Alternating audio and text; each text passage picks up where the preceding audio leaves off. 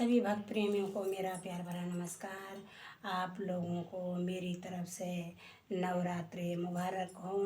आपके परिवार में खुशहाली रहे और माता रानी की सदा आप पे कृपा बने रहे।